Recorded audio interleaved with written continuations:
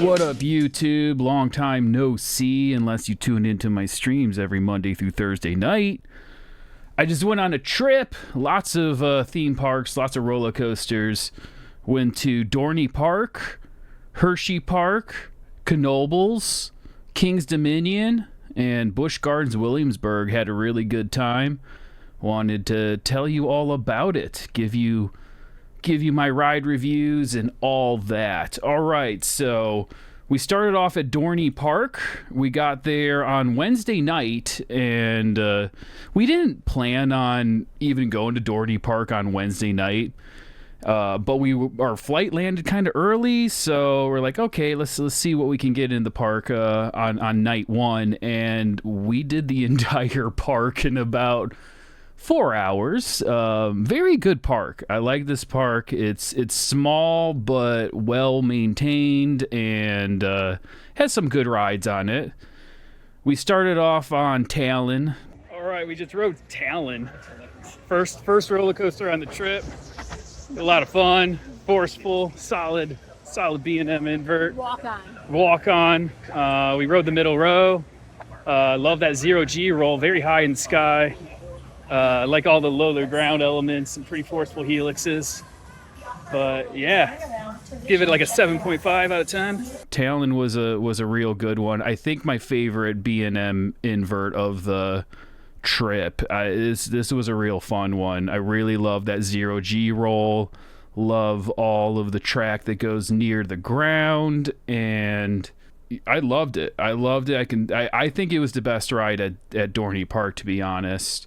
We got a ride on the Huss Troika Kaleidoscope. I love Troikas. They're one of my favorite flat rides. So that was a lot of fun. We did Hydra, and I was really excited about Hydra because Hydra is a weird B&M. You know, it's got some funky looking elements. You got the JoJo roll right out of the station, and I liked Hydra. I know a lot of people kind of poo-poo on Hydra a bit because, you know, they claim it's forceless and, you know, just not a top-tier B&M, but any B&M that starts off with a straight drop,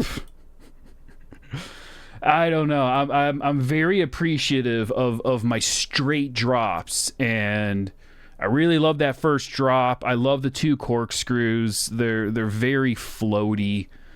And Cobra Roll, definitely weirdly angled, but still pretty fun. Last corkscrews are a little rough, but yeah, the JoJo Roll is real fun. I wish B&M did that again. But Hydra, really unique, interesting B&M that I really enjoyed. It was one of my favorite B&Ms on the trip. All right, time for B&M's redheaded stepchild, Hydra the Revenge, with the weirdly profiled Cobra Roll and the JoJo Roll out of the station. All right, just rode Hydra, and I liked it. I think that one's an underrated one. Probably also give it a 7.5. Love the JoJo Roll. Love the floatiness of it. I could see why people complain about it being a little bit forceless, but I don't care. It was a little rough at the end, but still fun. Still like it a lot. It's been wanting to ride it for a while because it's such a freaky looking coaster. Then we moved on. I rode the log flume. I was not impressed with the log flume. It's cool that the log flume got close to like the Hydra line and some of the rides, but that drop is there's no angle on that drop. It's just very shallow. But went to Demon Drop after that. Oh my god. So I rode Demon Drop back when it was in Cedar Point, and the operators of Demon Drop were very proud that they were still running an Intamin first gen, and you know, they asked me afterwards, like, so did you like the ride? Oh, decided to do Demon Drop, the Intamin first gen. Oh my god, burn that to the ground. Oh my god, that hurt chunk right here. it hurt my neck. It hurt my neck. 1 out of 10, dude. Never again. After that, I went on Thunderhawk, which recently celebrated its 100th anniversary, and yeah, it feels like it. That ride is pretty rough. All right, just rode a Thunderhawk, the 100-year-old coaster, wooden coaster. I'd give it like a 4 out of 10. I don't like the trains on it. They have like a seat divider that I could barely fit in. It was rough as all hell, which is understandable. It's 100 years old, but so much of the track is like slanted, and that's where like a lot of the roughness comes from. And then there's a really awful trim break on those last like 2 airtime hills that just completely ruined the ride. But yeah, I'm glad I rode it. It was fine. Interesting layout, you know. It's got a weird shape to it. A lot of track is very diagonal. I don't know. It just wasn't a very comfortable ride. I didn't get much airtime out of it. I sat in the back, but yeah, I did not like Thunderhawk too much. So after Thunderhawk, we went on Possessed, which I kept calling Steel Venom. I had my intimate impulses mixed up for sure, and Possessed is good. I've ridden a few of these types of rides, you know, Wicked Twister back at Cedar Point, Flash at Discovery Kingdom, V2. Oh, it's also called Flash now at Great America. But yeah, I don't know. I used to love these types of rides, but again, I don't know if I'm getting too big because the seat, like my legs were hanging a little too far off of the seat, so I wasn't like the most comfortable on it. But it's still a fun ride. Very loud. I don't remember these rides being this loud, but you know, some good floater airtime on the spikes, going up backwards on the back spike. Still a lot of fun. A lot of positive G's going up them, but yeah, I could barely fit in the seat for some reason. I don't know if I'm just a big boy now. All right, just rode not Steel Venom, Possessed. I keep calling it Steel Venom today. I don't know why. Intimate Impulse, inverted. It's an okay ride. The seats are too short on it.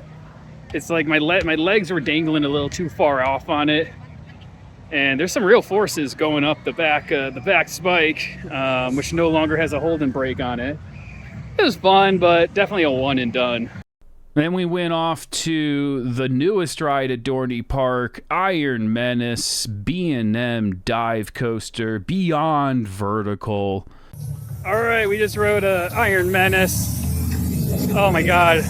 I appreciate the theming and all, but they have the most like annoying soundtrack in this area. It's like this weird industrial techno music that is just grating, but Iron Menace is okay. Dude, people are not exaggerating about the potholes on that thing, especially on that final turn. It banged my head at the back of the seat on that final turn. It's pretty rough. Drop's real fun though. The Amusement is actually really fun. I think that was my favorite part of the ride. Restraint tightened up on me at the end, like real bad. My legs were hurting at the end of that one. We rode the back row. I want to try it in the front row, so I might get a re-ride on it tomorrow, but we'll see. Right now, it's just like a 6.5 out of 10.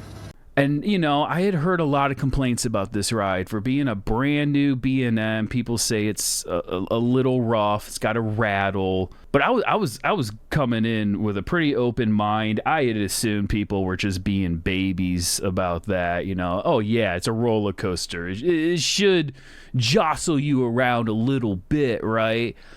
Oh, my God. I was shocked. I don't know how this happened, but...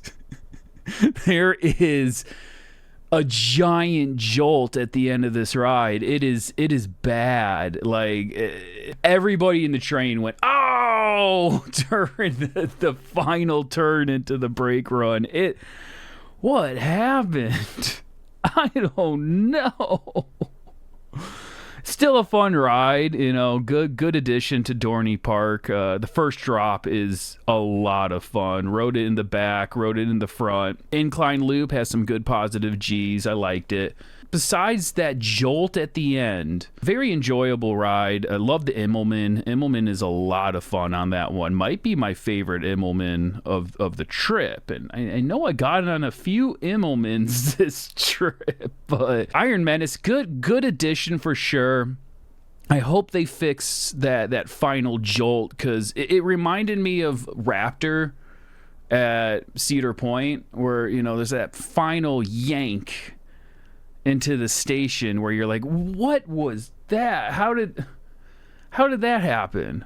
We finished off with Steel Force, got 2 rides on it, once in the front, once in the back, and I liked it. You know, a Morgan Hyper tends to be pretty rideable. It was a pretty smooth ride, but besides that big turnaround where, you know, it really gives you some good laterals, I didn't get much like airtime out of the second half.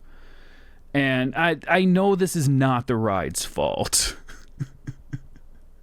But the crowd, again, there was no crowds at this park. Everything was a walk-on, essentially. But the people riding Steel Force were some of the most annoying people I have encountered. Just screeching like banshees. I understand that screaming on a roller coaster is perfectly expected and fun. But this wasn't like, you know, roller coaster tycoon sound effects type screaming. This was shrieking and swearing on the lift hill, just screaming for the sake of screaming, and not even screaming, just shrieking. All right, we saved the best for last. Steel Force. Yeah, it's a lot of fun. A little rough at some bottoms of the drops, but otherwise smooth for a 90s hyper coaster. The Helix after that first drop is pretty intense. A little shaky, but intense. We rode third to last row. Oh my God, we had the most annoying kids behind us. Banshees, screaming banshees. They were screaming banshees. They were swearing the whole time. It was pretty cringe. Sorry. I don't mean to be a grouchy old enthusiast here, but oh, that was annoying. I think we're going to call it for tonight. You know, we got here a little earlier than we thought, coming off of our flight. So we ended up spending a little less than 3 hours here, and we've gone on every major coaster here. So I think tomorrow we're just going to kind of play it by ear and try to leave a little early to get to Hershey. So stay tuned. But yeah, it didn't do as much as I thought it would for me. You know, the first drop is fun. The turnaround is real fun. But I thought Steel Force was going to be the far and away best ride at the park. No, it's got to be Talon. I think Talon is actually probably the best B&M invert I rode all trip. That was a really solid coaster. So yeah, by the time we were done, we rode a few of the flat rides. We rode the Ferris wheel. But yeah, by the end of Wednesday night, we were like, okay, you know, I think we got all of Dorney Park done, and we had planned on spending the Thursday after at Dorney Park and then leaving a little early to go to Hersheypark so we could get the 2-hour preview on Thursday night at Hersheypark. But we decided to make a little detour off to another park that I actually didn't originally have on the itinerary, but it was one that I knew I could probably fit in there. We went to Knoebels after that, and spoiler alert, Knoebels was the best park on the trip, and possibly the best park I've ever been to. I loved Knoebels. Knoebels was incredible. First off, free parking. Why is this not an industry standard? Just let us park for free. What the hell? Incredible location. I love that it was out in the middle of the woods.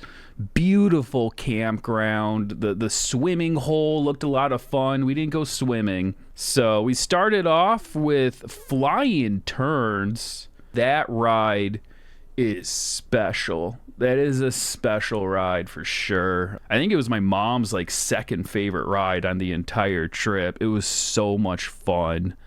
Very, very smooth, very unique.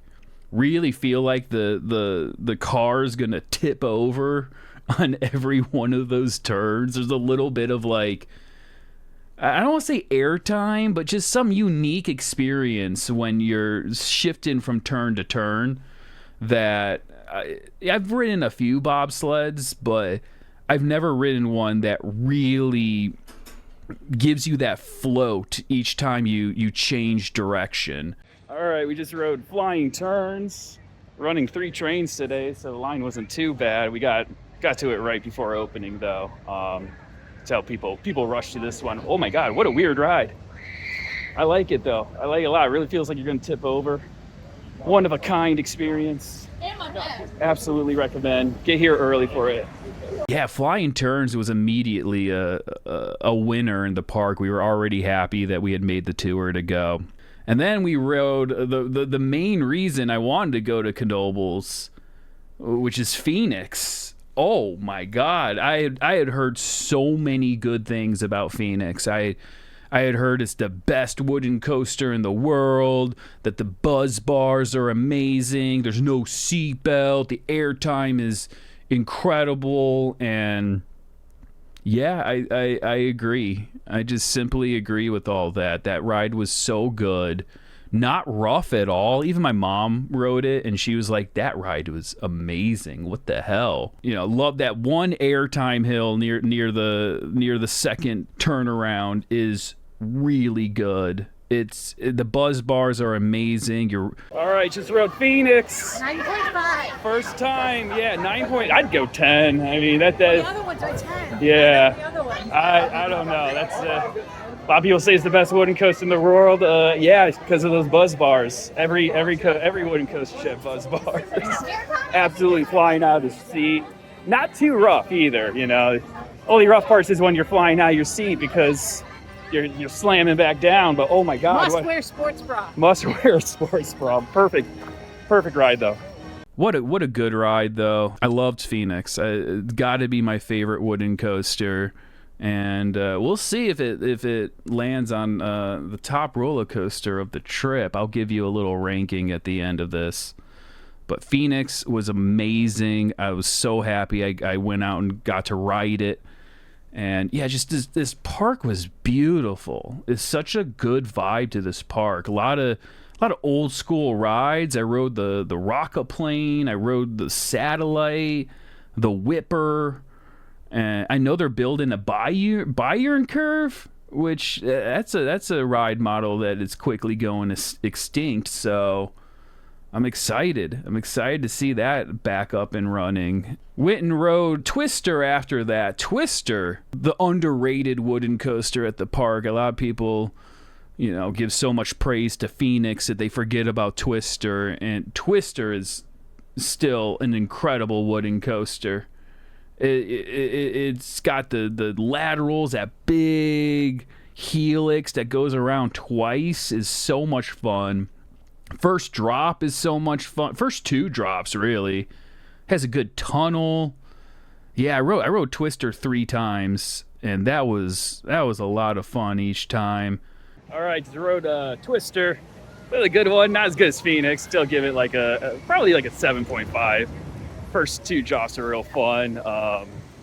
Yeah, if you're a fan of laterals, that's the coaster for you.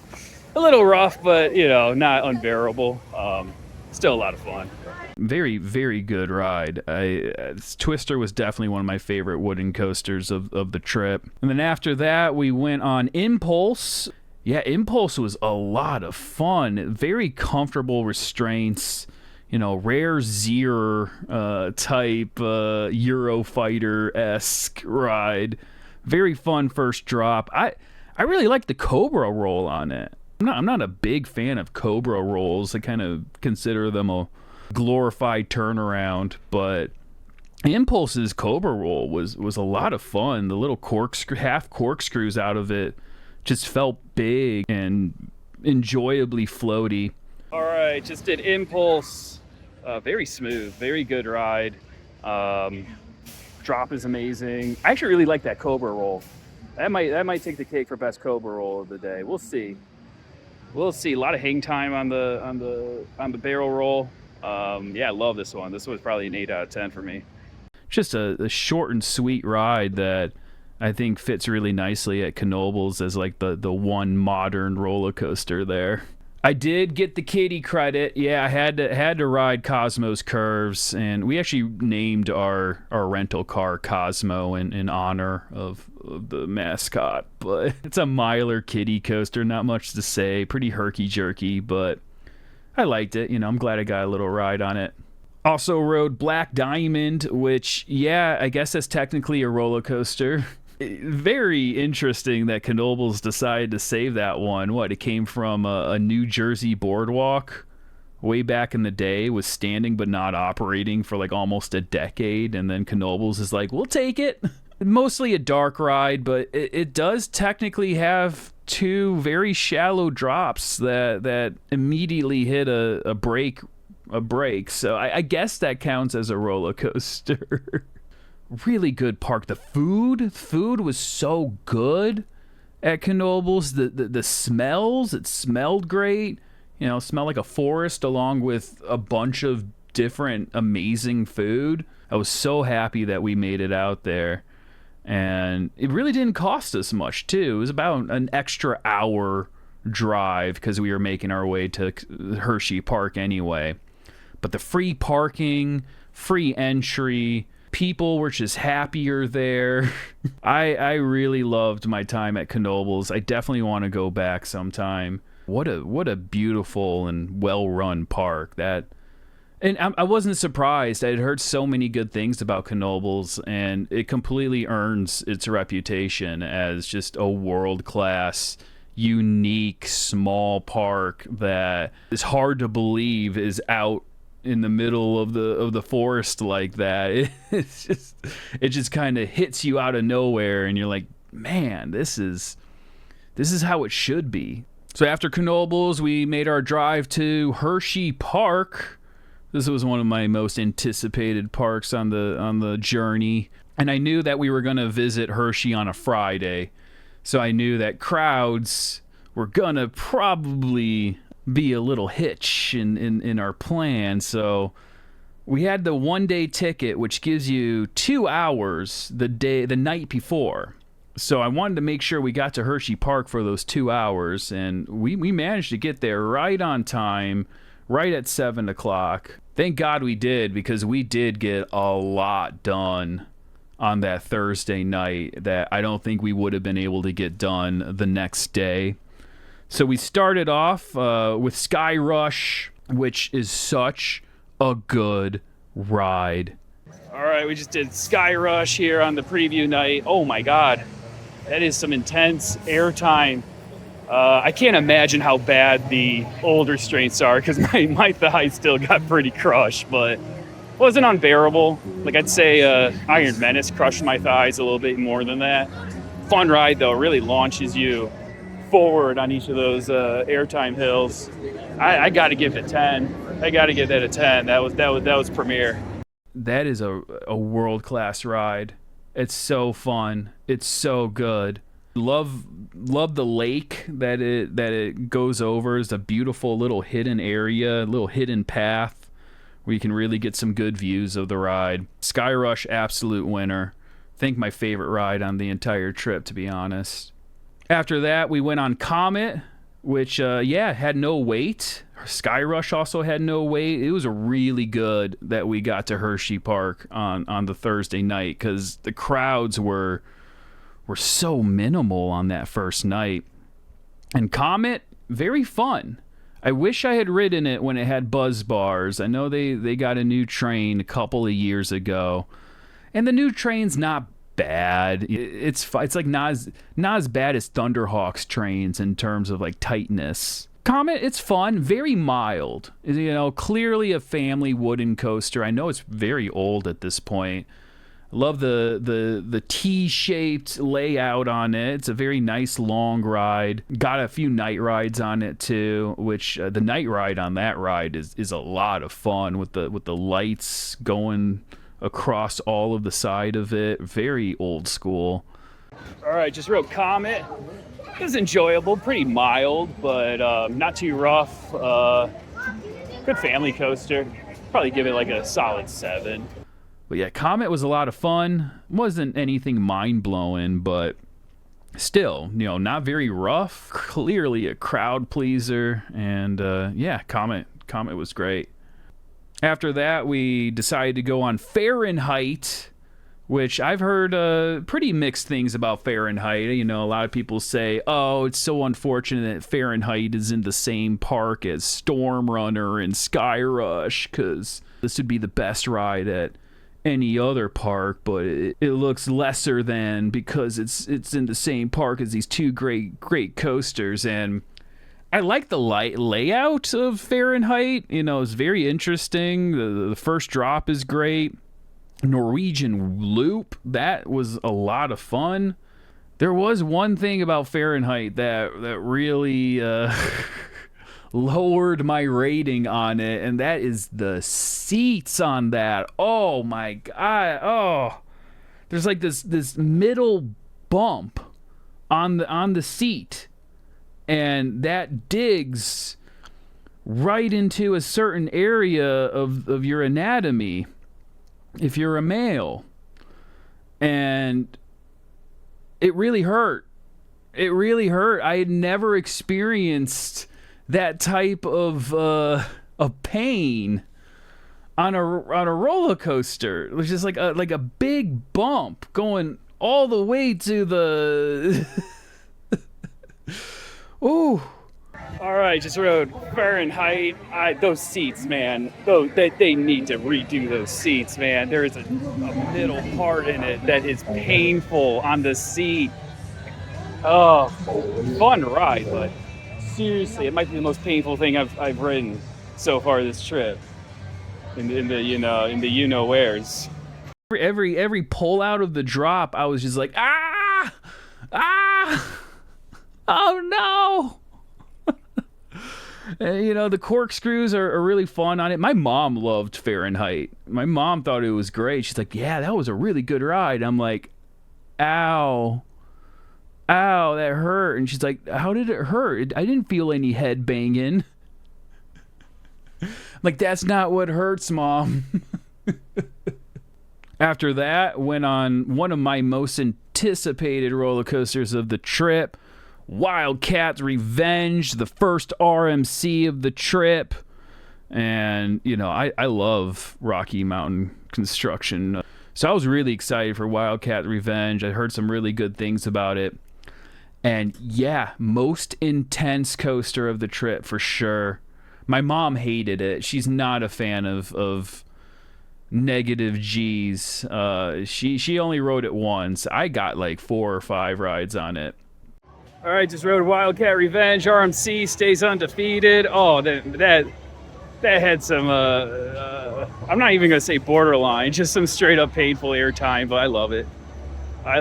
I'm going to give it a 9. Oh, yeah, my mom hated it. Poor mom does not like the thigh crushing. Yeah, it's definitely one of the best RMCs I've ridden.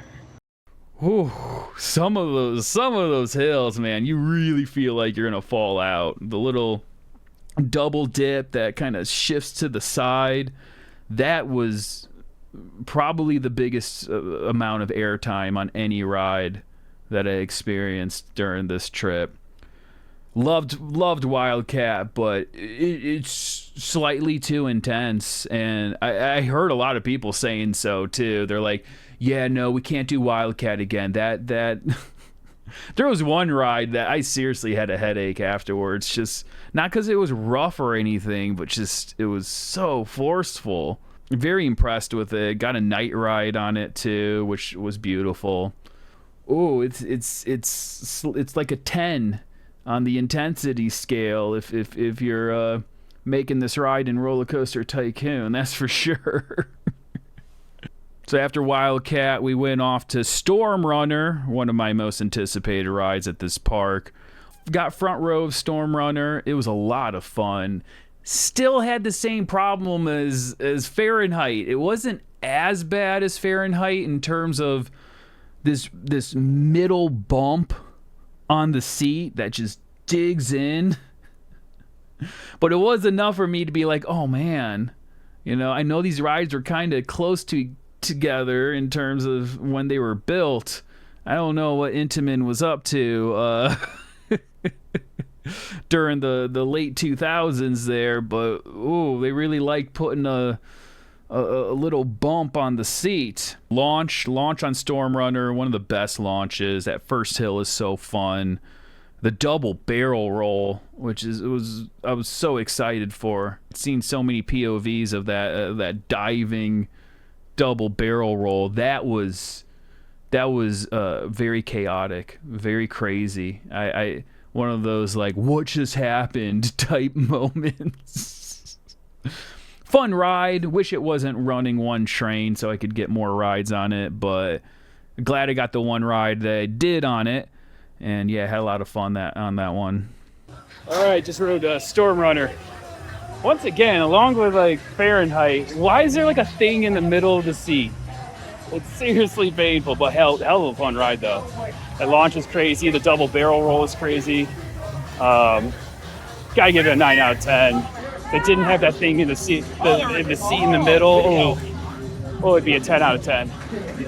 After that, we decided to do the Boomerang Jolly Rancher remix, and you know, I've ridden plenty of Boomerangs, but I hadn't ridden one with the new restraints with a nice little lighting package. You know, this Boomerang has a tunnel. Supposedly they shoot out candy scent during the tunnel. I didn't smell any of that. But yeah, the lights were fun. I like the sound effects as you're going up the first drop, but it's just a Boomerang. A little rough. I know it's kind of an older Boomerang. I hit the back of my head a few times. All right, just had to do the Boomerang. And yeah, it's a Boomerang with some lights on it.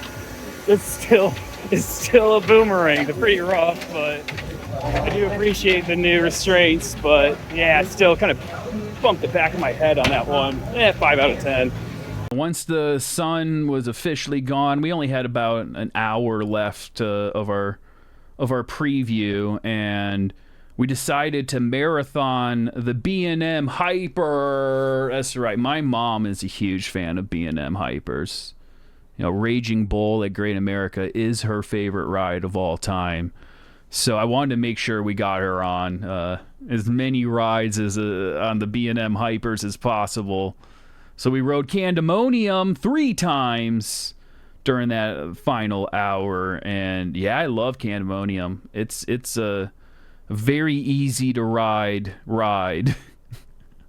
First drop is great. First airtime hill is great. There is a heavy trim. There is a heavy trim on it that, you know, kind of takes some of the fun out of it. But yeah, still a very good ride. Very good night ride. We actually never rode it during the day. It had too long of a line during the day. But at night, you know, we closed the park down with it. We were on the very last train on Candemonium. And yeah, a lot of fun. Very smooth. Very, very good hyper. There's something to be said about a ride that is easy to re-ride, that you're not completely overwhelmed by. So I think Candemonium, very good fit for the park. It was one of the most popular rides at the park. So I think it does good for Hersheypark, and it's a very good addition. All right, finishing off the preview day with 2 night rides on Candemonium. Very smooth, very fun, general public's wet dream. A little disappointed about the trims on a couple of those hills, but it doesn't matter. It really does. It's still a 10 out of 10. Hopefully we get on it again tomorrow, maybe during the daytime. But yeah, successful preview day. We got on everything except for laugh tracks in terms of stuff that gains large lines, but pretty happy. So the next day, we had a whole day at Hersheypark. It was a Friday. I knew it was going to be kind of a tough one because there was going to be a lot of crowds, a lot of lines, which, you know, I was prepared for. So First thing we did right at the opening was run for laugh track, because I knew that one was going to be a long line all day, only 4 people per car. Fun ride. I like the little neon clown aesthetic. Got a lot of spinning on it. The people behind us were much smaller than me and Mom, so we were going pretty crazy on it. All right, just did lap track. I assume would be the toughest one to get in on line-wise. Yeah, I liked it. It was fine. Cool spinning coaster. Probably give it like a 6.5 out of 10. Pretty quick. Pretty good theming. After that, we met up with RaccHudson, a fellow streamer, a good buddy of mine, and we went on Wild Mouse, and I had heard that, this is the Wild Mouse that has no trim brakes. It's one of the most wild mouses, and there was still some trims on it.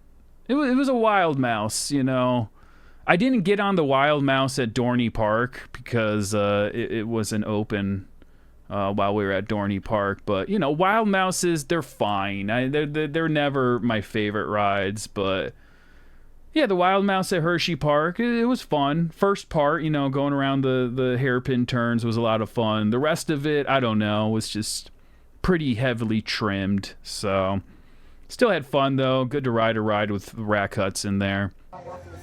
All right, just rode a Wild Mouse. Pretty good. I'm here with RaccHudson here. Hell yeah.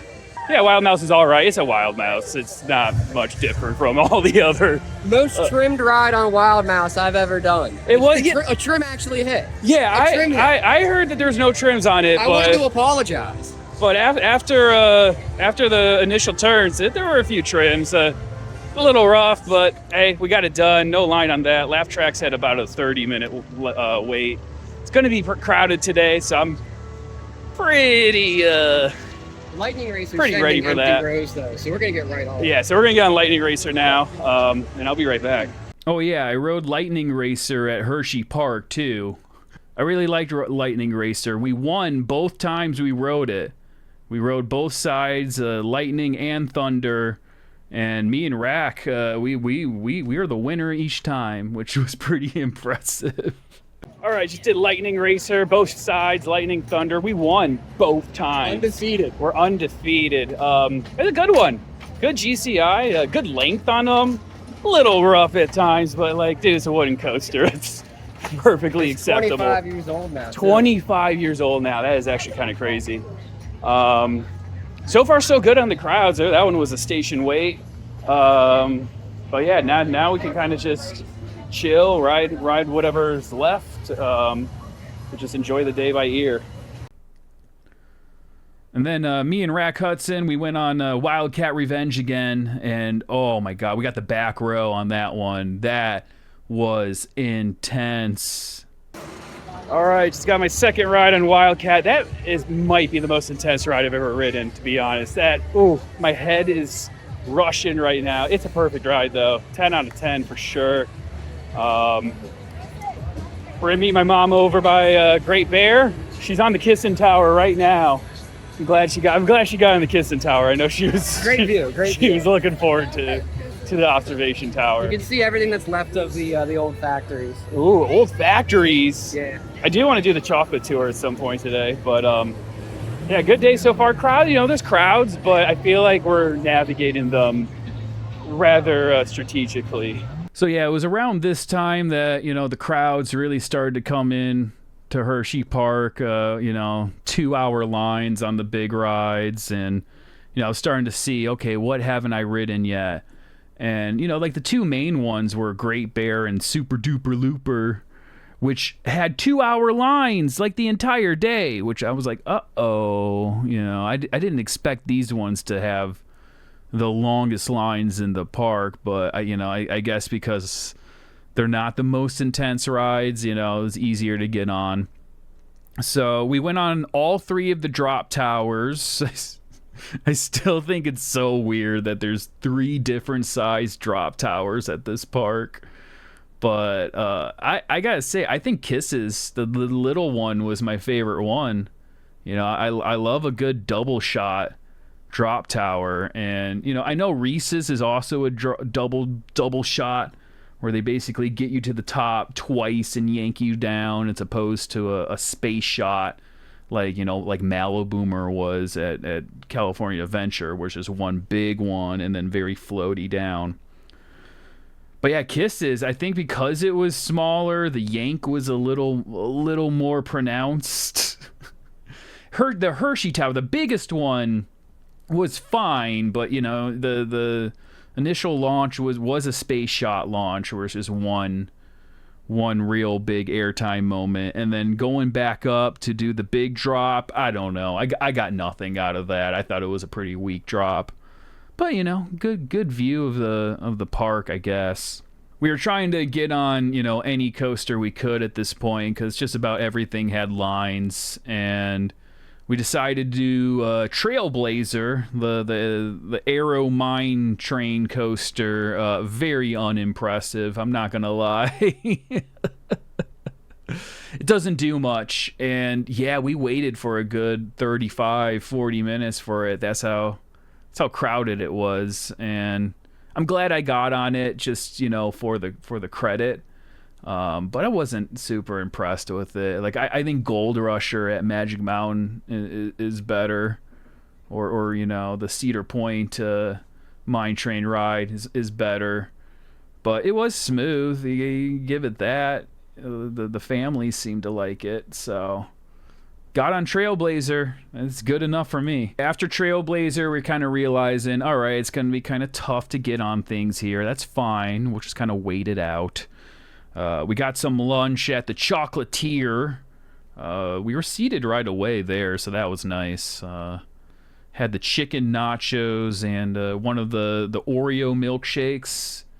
And yeah, that was a pretty good milkshake. One of those crazy, you know, put a piece of cake on top of it and completely slather the glass with chocolate, and that was the chocolate part. You know, we didn't have that much chocolate at Hersheypark. You know, Hershey's it's not a bad, I'm not even gonna say it is a bad chocolate. I'm so sorry to all my Hershey lovers, but it's so waxy.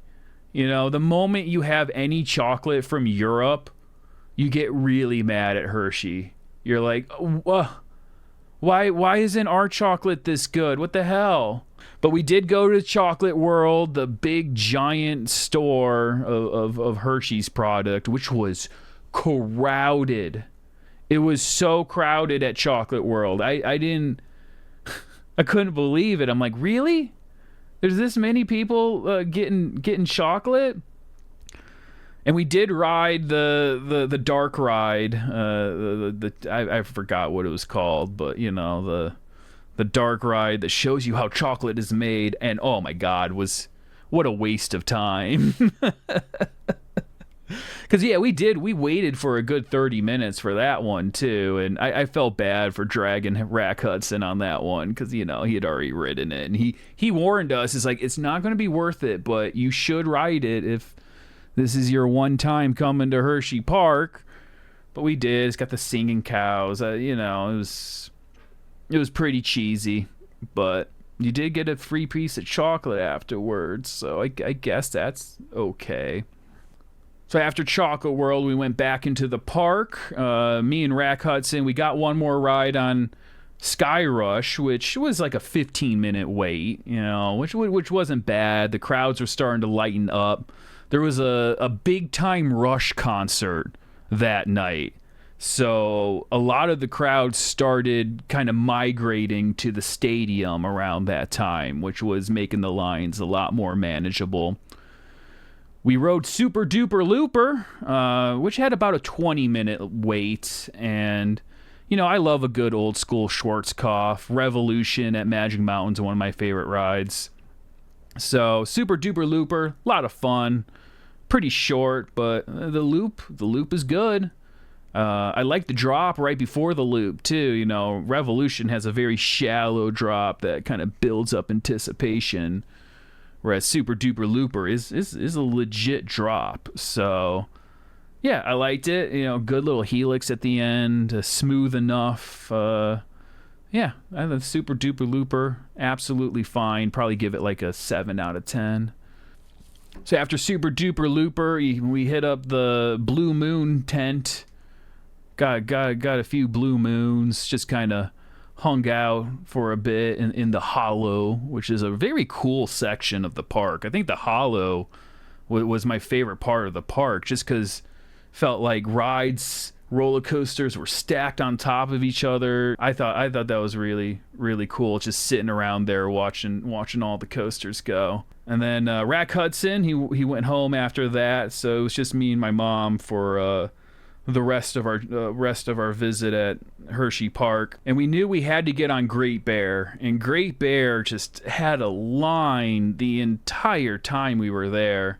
I was a little worried we would have to wait for it, so we just did. We waited about 45, almost an hour for Great Bear, right around sunset.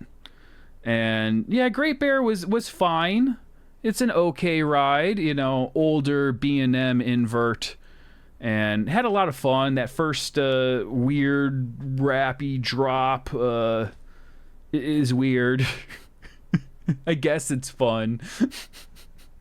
Of course, when it goes over the water and has all these funky supports that don't seem to work, but they do. The final corkscrew, my mom didn't like that part. She thought the corkscrew was a little rough. I thought it was kind of fun. I like how they kind of whip you one way before doing the corkscrew. But yeah, Great Bear, it was fine. I'd say Talon was a lot better, but it was surprising how popular Great Bear was. I didn't know that was like the most popular ride in the park. All right, finally got on Great Bear. Had a long line all day today. We still waited almost 40 minutes for it. We got a nice sunset ride. It's a pretty fun one. Got some good whips on it. Pretty short, but good enough for me. Probably give it like a 7. I like Talon a little bit better than this, but still very good. And the sunset's pretty nice. So after Great Bear, we went on one of the best rides in the park, and it's not a roller coaster. It's the Twizzlers Twisted Gravity, the giant S&S screaming swing. Wow, what an amazing ride. And, it had a line all day, but you kind of quickly realize that they get through that line really fast. There's 40 people that they can put on this ride at any time. So even if the line went down the stairs, it was only a few cycles before you were on it. So yeah, me and my mom rode it 3 times. It was my mom's favorite ride in the park. She loves screaming swings. And yeah, that's the best one. That is the best screaming swing I have ever ridden. I think it's the tallest. It's got a beautiful location, like on a cliff. So if you take one way, it really feels like you are so high up. Yeah, comfortable seats, nice one lap bar that really gives you some room to bounce around. Yeah, Twisted Gravity, one of the best rides on the entire on the entire planet. It's really good.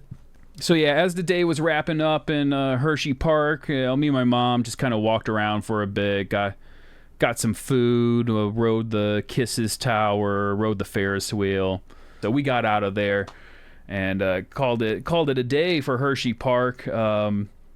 It's a good park, but yeah, that Friday it was tough to navigate because of all the crowds. I was so happy we got the 2-hour preview the night before. That really saved the experience quite a bit. But very crowded, but also the operations I thought were pretty solid for the amount of people that were there. We were still able to get on some rides. The operators were going as fast as they could. So I liked Hersheypark. I don't know if I'll ever be back, just because, I'm not the biggest fan of Hershey candy, to be honest. But had some good rides. Sky Rush ended up being probably my favorite ride on the entire trip. So I'm really glad I was able to hit up Hersheypark. So after Hersheypark, it was the weekend, and the main reason we were going on this trip was to visit some family in Maryland.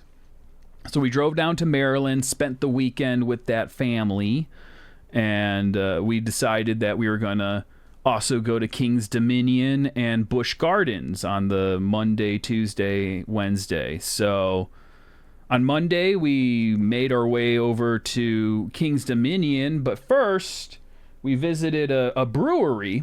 We went to a brewery. This was a completely spur of the moment decision. We just saw that on the Google map, what can we do to kill some time, because we were visiting a family friend right outside of King's Dominion.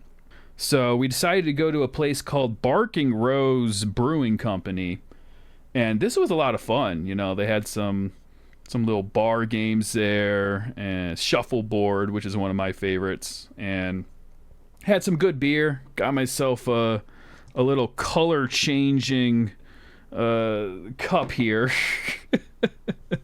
I was happy we were able to make a little stop there. So we got to King's Dominion on Monday night, and I had the gold pass, so I could get a little time the night before. And we arrived at King's Dominion around 7 o'clock, so we had about 2 hours. And one of the things I really wanted to get on at King's Dominion was the recently retracked Grizzly, which I heard was running amazing nowadays. And yes, it is. It's one of my favorite wooden coasters. That ride was amazing, especially at night. It's a beautiful night ride. But yeah, I love it. That tunnel is one of the biggest pops of airtime on the trip. It was so good. All right, got here for the night before our main day at King's Dominion. Got on Grizzly first. Got a nice dusk ride. Yeah, that is a top tier wooden coaster for sure. 10 out of 10. Tunnel section is amazing. Got some good air time. Very smooth. For a wooden coaster, that thing is very tolerable. Yeah, I love this one. I'm going to get a few rides on this tonight. Running pretty dang smooth. There is that final turnaround where it's a little rough, but not out of the question for sure. Definitely way better than the Grizzly at California's Great America, that's for sure. But I got a lot of rides on Grizzly. I want to say 6 or 7, especially that night, the night that we arrived. So that was so good. After Grizzly, went over to Twisted Timbers. Very good RMC. Not as good as Wildcat Revenge, in my opinion. And I do like the 3 airtime hills, one after the other. That's just simple and good. All right. Just rode a night ride on Twisted Timbers, RMC. Definitely not as good as Wildcat's Revenge. The 3 airtime hills are good, but a little nauseating one after the other. Yeah, RMCs are starting to get a little too intense for me. I don't know what to say. It is very intense. First drop is amazing, but definitely didn't like it as much as Wildcat's Revenge. Still 10 out of 10 because it's an RMC, but I think I'm going to spend the rest of the night just riding Grizzly.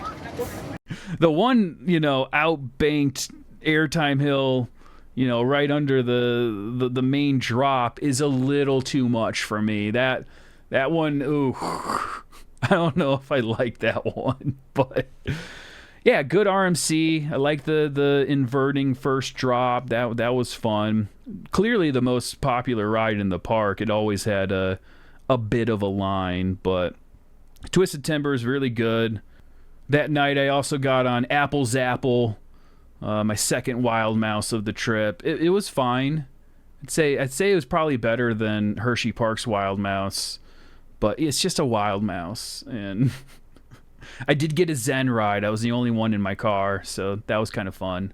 All right, just got a Zen ride on Apple's Apple. Hey, wild mouse, big model.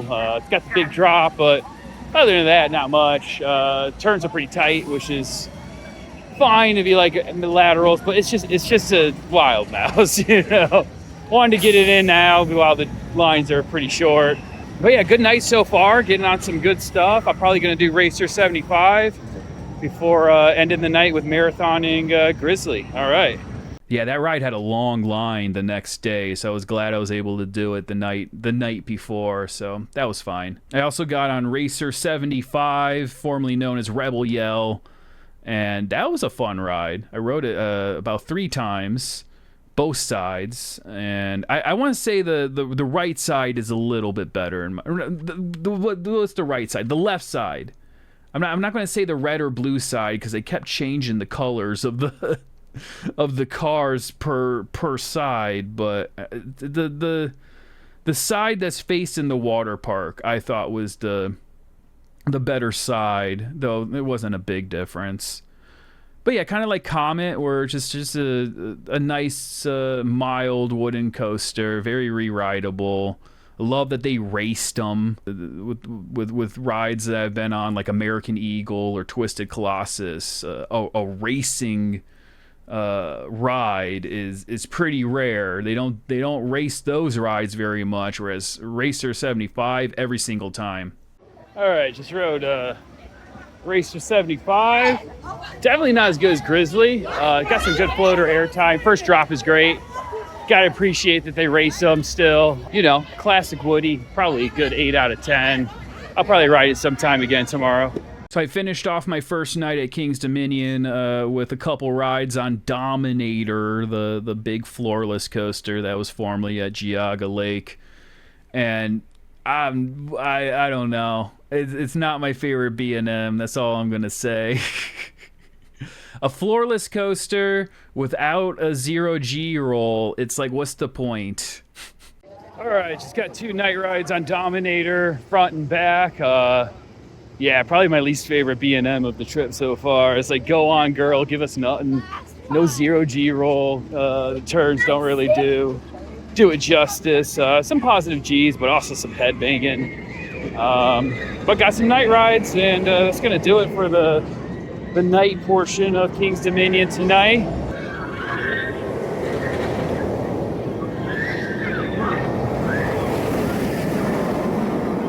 It's got the roar. I'd give it like a 6.5. The big loop, yeah, is impressive. It used to be like the biggest inversion on the world, right? And I don't know, just Dominator didn't do much for me. Thought it was fine, you know.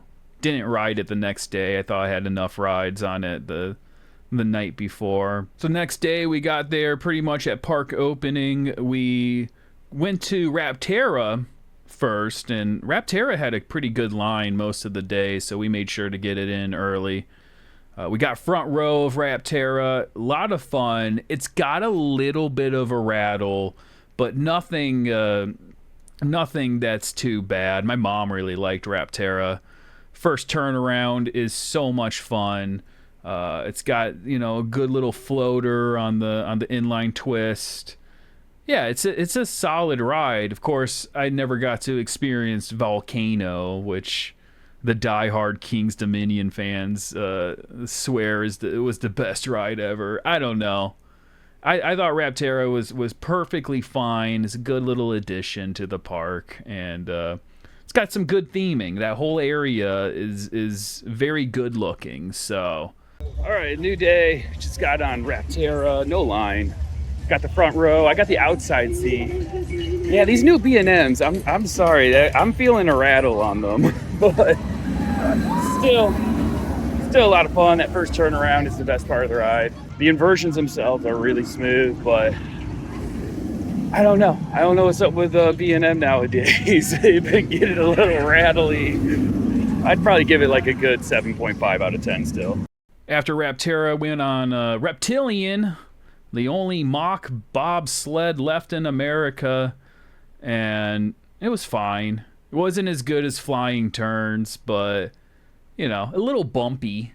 It picks up some speed near the end, but I don't know. Just I thought it was a little boring, a little short, but it was fine. You know, unique. unique to still have a bobsled coaster there. All right, just rode Reptilian, only mock bobsled coaster left in America. It's definitely no flying turns, but hey, fun, short and sweet ride. A little bumpy, but get some good speed. Can't give it more than like a 6 out of 10 though. It's a nice mild ride. After that, went on my very first SNS 4D free spin coaster, which is surprising. They're all over the place now, but Tumbly is the first one I've ever been on. Now, I have been on Green Lantern First Flight at Magic Mountain, which is my least favorite roller coaster of all time. I hated that ride so much. I tried it a few times. Every single time I tried that ride, it was day-ruiningly bad. It felt like it was trying to rip you apart, and which every single time, just, nausea and headaches. So I was a little worried. I was like, okay, this is the same kind of ride, but people swear that S&S did it better. And it is definitely better than Green Lantern was, but there was flashbacks. I had flashbacks to Green Lantern. And one of the main problems of Green Lantern was it actually didn't flip enough. And because it didn't flip enough, the forces were uneven, and you felt the wrong thing, essentially. You were stuck upside down sometimes. And Tumbly, I kind of felt that same, like, it needs to flip a little bit more, not to make it more intense, but to make it more comfortable. Because you do get stuck upside down during some of the hills, and if you're stuck upside down while the forces are coming down a drop, it's pretty rough. That being said, the restraints are so much better, and it didn't make me too sick or anything, but it was fine. It was mercifully short. I actually liked how short that ride was. All right, just did Tumbly, my very first SNS 4D free fly, whatever it's called. I mean, as a former victim of Green Lantern First Flight at Magic Mountain, it's definitely not as bad as that, but I don't know. I still got a few flashbacks from those days. I'm going to give it a 5 out of 10. I probably won't ride it again. But yeah, got some flips on it. It's an okay ride. It's just, I don't know if I would ride any of the clones of that. But I've heard, the SNS at Adventureland in Iowa, Dragon Slayer, I heard that flips like crazy, and it is such a better ride for doing that. So it just didn't flip enough. And I'm not saying that because, I wanted it to do so many, like, I wanted to flip so I don't get stuck upside down while we're going over a little airtime hill. That would have made the ride better, but it was fine. I also got a couple rides on my first Flight of Fear. I have not ridden Flight of Fear at Kings Island yet, but I did ride Joker's Jinx way back in the day, so I'm kind of familiar with the premier spaghetti loop coasters, and they're really showing their age, unfortunately. I can't imagine this ride with over-the-shoulder restraints. Thank God it's just a lap bar, but it was fun. Very loud. I was also surprised how loud it was. Yeah, first ride, very disorienting. I rode the first front row. That one loop after the Cobra roll, I was a little like, where am I? Whoa, what the? It wasn't as dark in the room that I thought it was gonna be. I thought this ride was gonna be in pitch black, but it kind of had like a nice purple hue to it, which I thought was cool. But it also, kind of showed you the warehouseness of the ride. You're like, oh, this is just in a big warehouse. Cool. A lot of like sideways hang as it kind of slowly goes through the second part of the track. Ironically, the smoothest part of the ride is the corkscrew at the end, which surprised me. That was the part I was bracing for. Yeah, a lot of times when it switched direction, it was kind of a yank, and you're like, whoa, oh God. Yeah, I rode it a few times. It was fun. I liked it. It was good. All right, just rode a Flight of Fear twice, once in the front, once in the back. It's showing its age for sure. I don't know how many more years it's got. A lot of shuffling, a lot of like sideways hang time, but I like it. It's still pretty fun. Can't give it more than like a 6 out of 10 though. The theming is cool. It's got a cool station. And then I was prepared. I knew the news about Pantherion, formerly known as Intimidator 305. I knew that it was closed all season, and I was ready to be disappointed by not being able to ride one probably the tallest ride of the trip. And yeah, it was closed the entire time I was there. I was so sad. And there it is, everybody. Biggest disappointment of the trip. Pantherion still not open. I've heard it's been testing, but looks like we didn't get to it the right time. Very disappointing that it's been down all summer. Well, what a way to celebrate the 50th anniversary.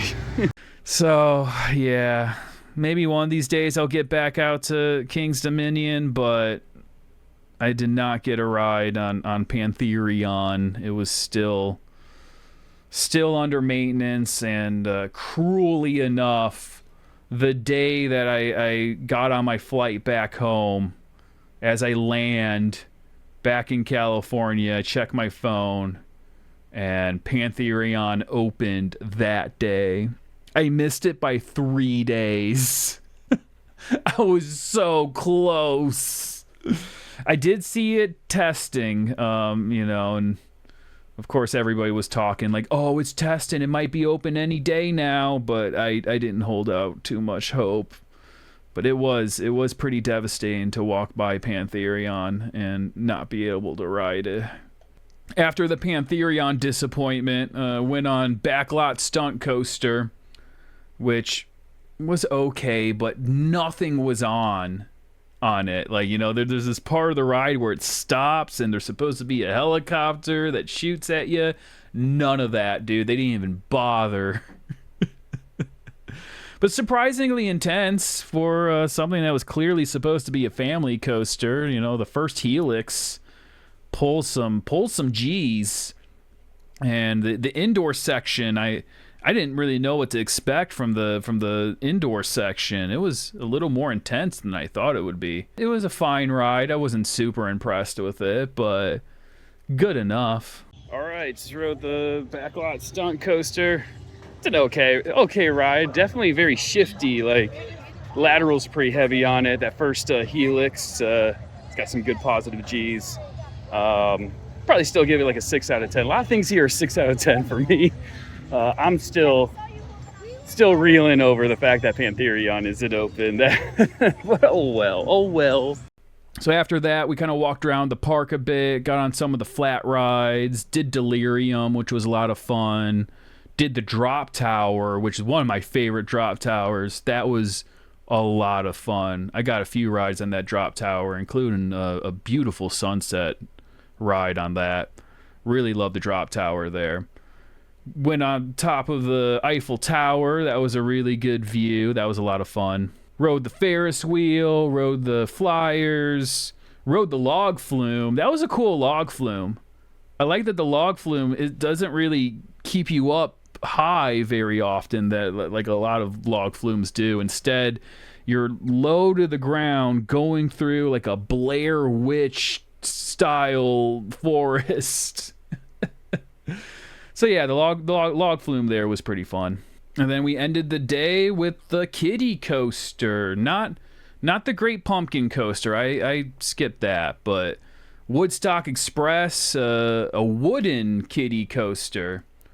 And it was fine. Barely fit in it, which makes sense, but yeah, cool little kiddie ride. I liked it. All right. finishing off the day with Woodstock Express, and I think that's going to do it for King's Dominion. Did that nice and quick. It's about 4:30 now. With getting some rides in yesterday, we were able to get this in pretty quick. And Busch Gardens tomorrow.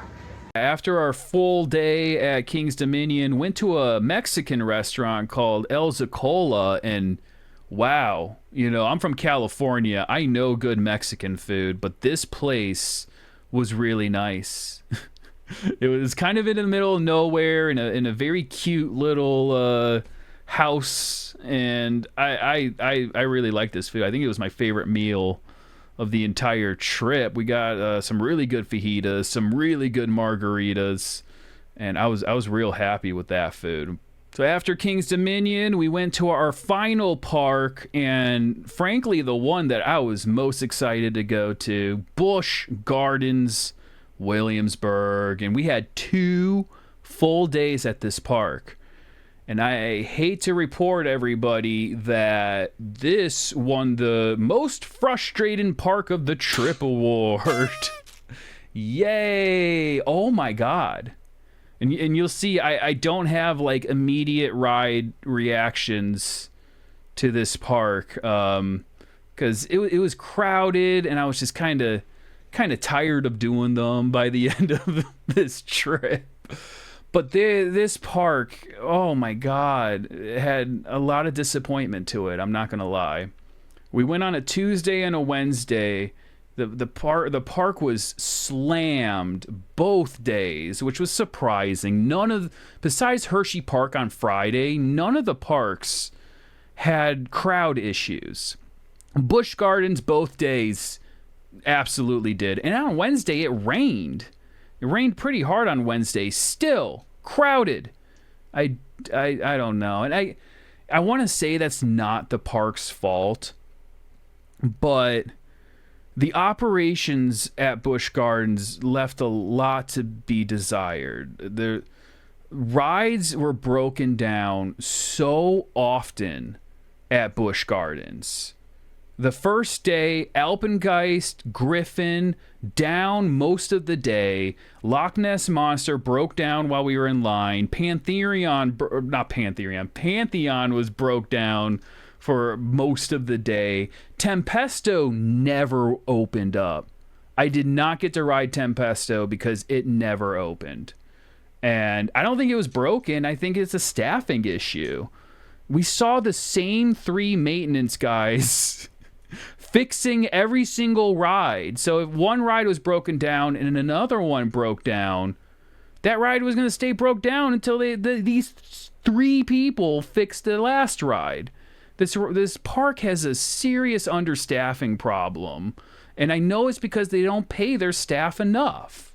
You know, this is supposed to be a world-class park, and they're not going to find employees unless if they pay more than minimum wage. You got to pay people what they're worth. I was so disappointed by Busch Gardens, I'm not going to lie. First off, the food. That is the worst food I have ever seen at a theme park, and that is saying something. I understand that theme park food is tends not to be good. The food at Busch Gardens was straight up inedible. We got the all-day dining pass, which was a mistake. It only gave you access to 5 of the restaurants there, and it was a very limited menu. You know, we hit up every restaurant we could with that pass. We wanted to get our money's worth with it. But there was so much that pass didn't give you. It gave you access to a beer and pretzel stand, which you're like, okay, cool, let's get a pretzel. You couldn't just get a pretzel. They wouldn't let you just get a pretzel. You had to get a pizza pretzel or a pretzel hot dog or some other wacky version of a pretzel. We just wanted a pretzel. And it very boldly said on the menu, can't get the pretzel. But why? The food at the Italian place, I think it was called Marco Polo's, was cold, sour, and inedible. Like the chicken parmesan, I spit it out. It was so bad. Like it seriously made me sick. Fest House had the most acceptable food. They had like a German platter, which, why is that the only place I can get a bratwurst at a German themed park? That was the one thing, like, me and my mom was like, oh, we can get a bratwurst somewhere, right? And it's like, only Fest House. And Fest House was slammed with people. We waited over 30 minutes getting through the giant line at Fest House. And the reason why is because people were like ordering pizzas at Fest House and having to hold up the line as their very terrible looking pizzas were being made. Whereas I'm like, just give me I see my meal right there. You have all these pre-made meals. Let me just take it. And yeah, the line took forever. It was crowded. It was loud in there. You had to share a table. It was like the Arlen Barn in King of the Hill. But oh my God, the fries, we got the list. Frites fries, cold. Just cold fries. What else? We got fish and chips, sour protein at these places. Clearly not kept well. Just seriously made me sick. That food was terrible. I've never had such bad food, like almost anywhere. I was shocked at how bad the food was at Busch Gardens. The one good place was like a little speakeasy. A speakeasy, which was fun. Got the big bad wolf beer, amber ale. It was fine. But yeah, I was shocked at how bad the food was there and how much of a ripoff that all day dining pass was, which only gave you access to 5 restaurants. Well, good news, nothing else was open. You had all these closed food stands. You're like, oh, here's an ice cream place. It's not on my all-day dining pass, but let's get some ice cream. Closed. Everything was closed. And you're like, oh, this is clearly a staffing issue because Busch Gardens refuses to pay their employees what they're worth. And that's sad. That's sad to see the enshittification just continue at what's supposed to be a world-class park. It was the most disappointing park of the trip for sure. That being said, the rides were very good. We started off, we rushed over to Pantheon, which thank God we did because it was closed for most of our trip. We got there right away, one train operation, even though it was a station wait. Still took us 20 minutes to ride it because the operations were so slow. And this was another thing that really frustrated me about this park. They constantly held off right at the station people from entering the trains so they could get people who bought Fast Pass their own train. And this happened 3 times in a row. While we were waiting for Pantheon, we're next in line. We're going to get on the next train. And they're like, we're going to let the Fast Pass people on. Please hold. And they did that 3 times in a row with a 1-train operation, which suddenly turns a station wait into 20 minutes. It was, again, I don't want to complain. But I was so shocked at how bad the operations were at Busch Gardens. It's a beautiful park. I will give it that. The landscaping is great. It was fun to walk around the park. I was surprised at how many people were there on a Tuesday, how long the lines were for everything, and how bad the food was. It was kind of rough. After Pantheon, we went over to Apollo's Chariot, which was my mom's favorite ride of the entire trip. It was one of mine, too. I loved Apollo's Chariot. And I know I complained about the trims on Candemonium. Apollo's Chariot probably has worse trims, but The setting is so beautiful, going over the river, the twists and turns, the pre-drop, before the drop. Everything was so good about that ride. We rode it 10 times because that was one of the only rides that they were running 2 trains on, and it's got a high capacity to it, 4 people per row. It was running really good. The operations on that was like the one ride where they were getting people through real fast. Never had a big line, which was surprising. So yeah, Apollo's Chariot was like the big winner of the Busch Gardens trip. I really loved that ride. After that, we went over to Loch Ness Monster. Arrow interlocking looping coaster, very unique. It was a good ride. I liked it a lot. We rode it, I think, 3 times. But the first time we tried to ride it during the day, it did have quite a line. We waited about 20 minutes in the line. And right when we were up next, it broke. It broke down. And because we had already waited, we're like, okay, sunken cost fallacy. Let's just run with it. Let's see if we can wait even longer. It took about another 25 minutes for them to fix it. And we did eventually get on it, front row. It's a lot of fun, though. For an Arrow looper, it is smooth enough. They revamped it recently. They added some screens in the tunnel, and I know this was all new, but the screens in the tunnel were they're LED screens. So a lot of the quadrants on the screen were very broken. You could see like broken pixels. There were, we call them I'm an LED technician, by the way. I'm a little particular about screens being in good shape, but yeah, there was a bunch of caterpillars, mismatched lights on the screen, which I noticed. Other people noticed it too. I did like the sound effects of the ride. The little Nessie monster at the very end is very cute. But, I mean, these are brand new renovations, and they're already breaking like this. Ooh. I know it's pretty nitpicky, but after experiencing the operations, you really start noticing that type of stuff. You're like, wow, what is happening with this park?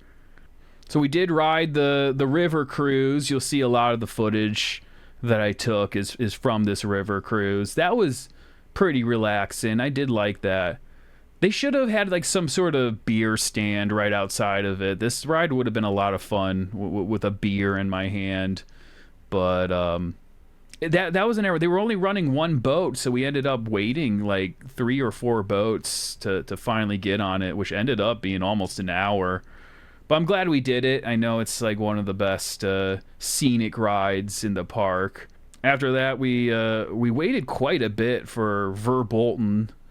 Only got 1 ride on Verbolten because it always had a line. And they were running 2 trains on that, but I saw on the station they have like 2 sections of the station where I think they could have loaded people a lot faster.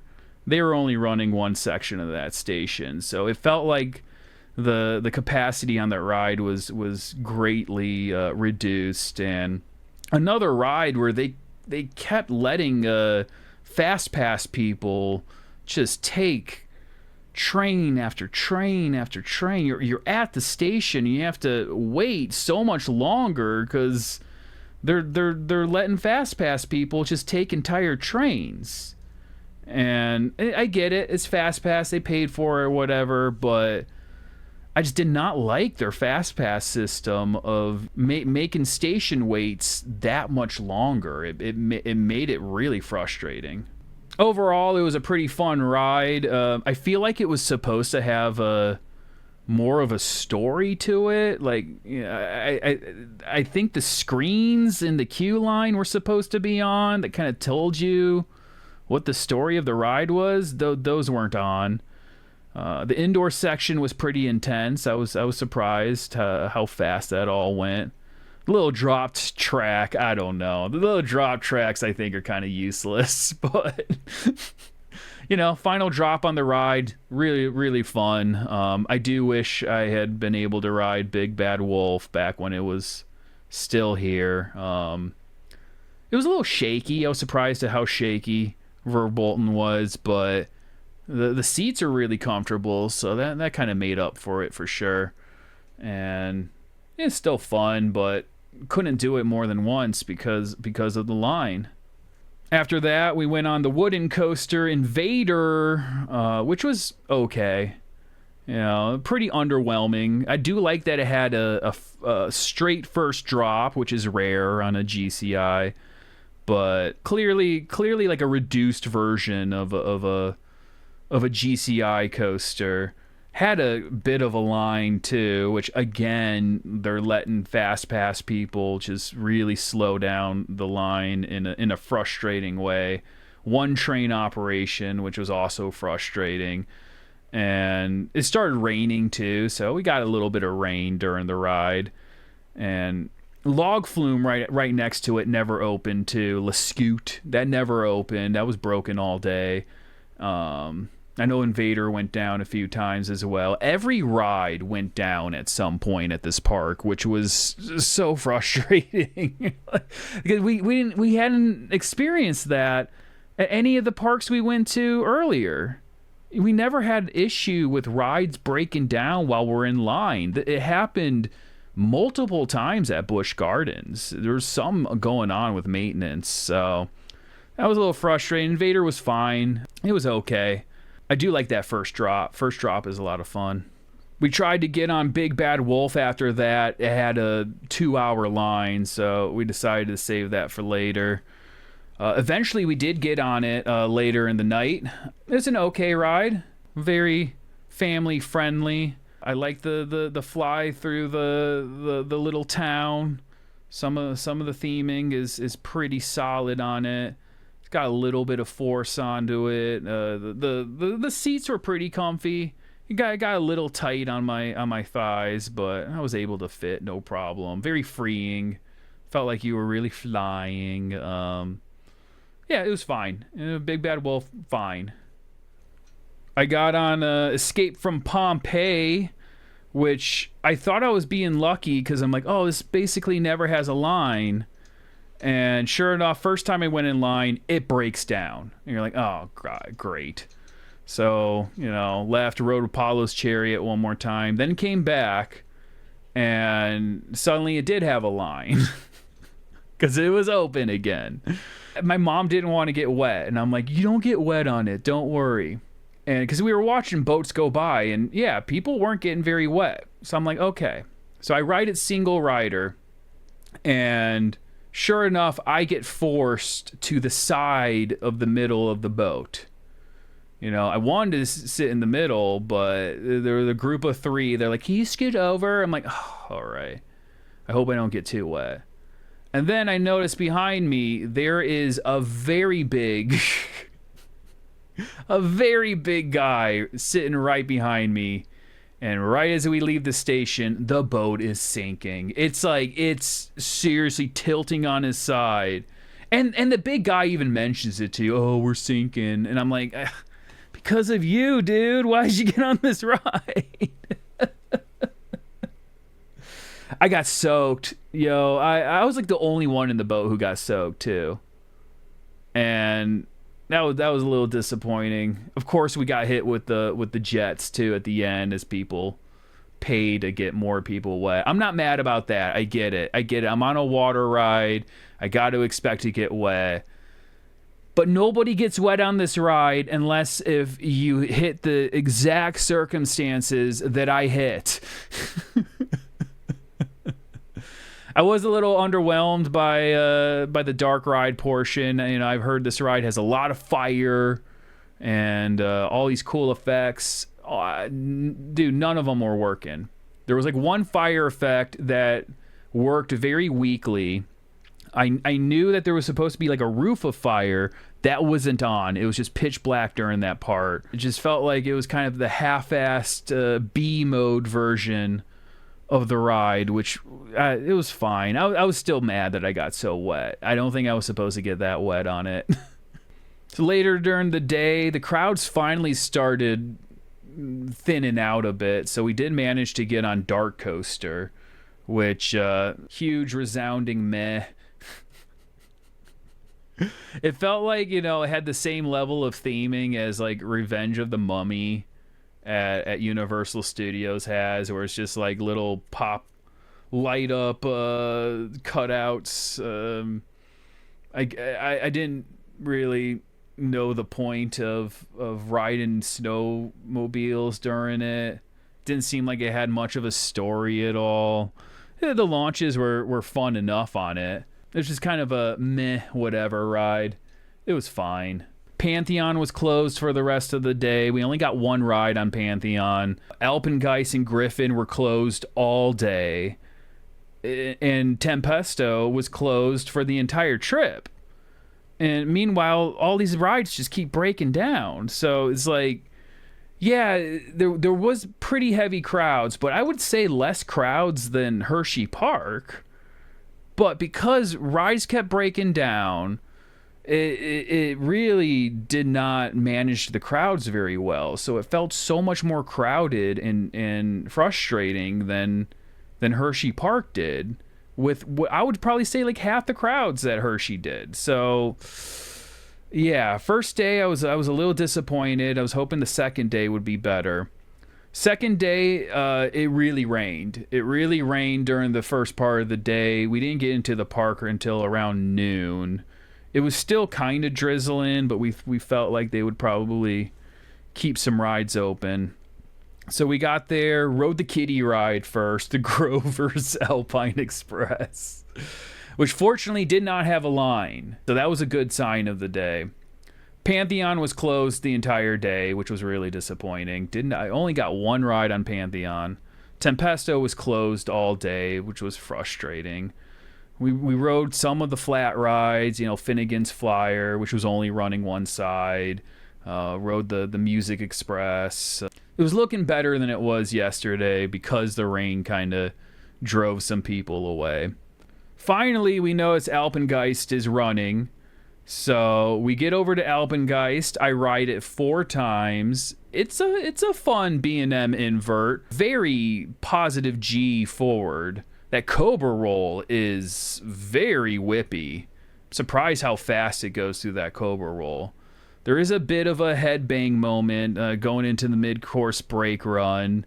It's a little disappointing to hit that 0G roll after the mid-course brake run. It is kind of cool going through the snow, but you mostly just notice the dead leaves on the ground during the snowy part. It's a fine B&M invert, but I gotta admit, I like Talon better. And then we got on one of my favorite rides, Griffin. Yeah, Griffin is a lot of fun. Way better than Iron Menace. The drops on that are so much fun. Love seeing the entire brewery when you're at the top of the lift hill. The seats are really comfy. We rode that probably 4 or 5 times. It didn't have a big line, but only one train operation, plus constantly letting the fast pass people take an entire train. Was a little frustrating, but we did get a few rides on it, so I was happy with that. I think that was my second favorite ride of the day. We just kind of spent the rest of the day walking around the park. We got a few re-rides on, Loch Ness Monster. Did Griffin a few times. Did a few of the flat rides. We did the chairlift a bunch. Also did the train. We rode the train like all the way around like 1.5 times. Train was pretty nice. I did like that. And then we just spent the rest of the trip riding Apollo's Chariot as much as we could. That ride was pretty awesome. But yeah, Busch Gardens, I was a little frustrated. I was surprised that the operations there were the worst of any park that we went to. I was shocked at how inedible the food was. I had heard some stories about how the food there isn't good, but I could not be prepared for not being able to eat some of the food, for the food being freezing cold. And just how slow the food services were. And, we tried to get Rita's there, the Rita's frozen ice. They had 3 flavors. And Hersheypark had every flavor, had Swedish fish, had blue raspberry. Nope, not Busch Gardens. Busch Gardens had 3 flavors. And I was just very disappointed with Busch Gardens. It was kind of a sour way to end the trip.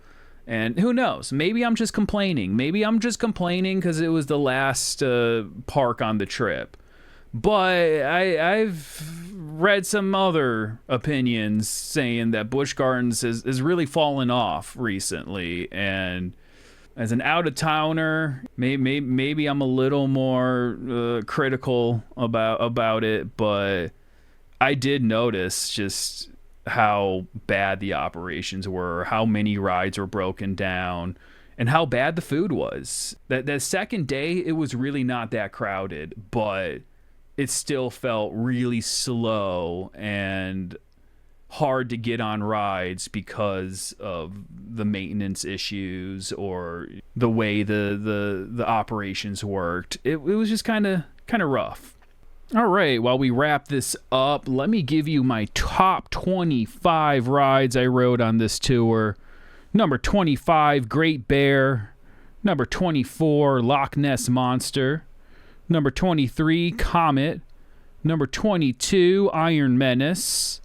Number 21, Racer 75. Number 20, Fahrenheit. Number 19, Lightning Racer. Number 18, Alpengeist. Number 17, Rapterra. Number 16, Steel Force. Number 15, Hydra. Number 14, Impulse. Number 13, Twister.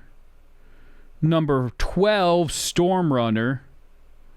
Number 11, the only non-roller coaster on the list, Twizzlers Twisted Gravity.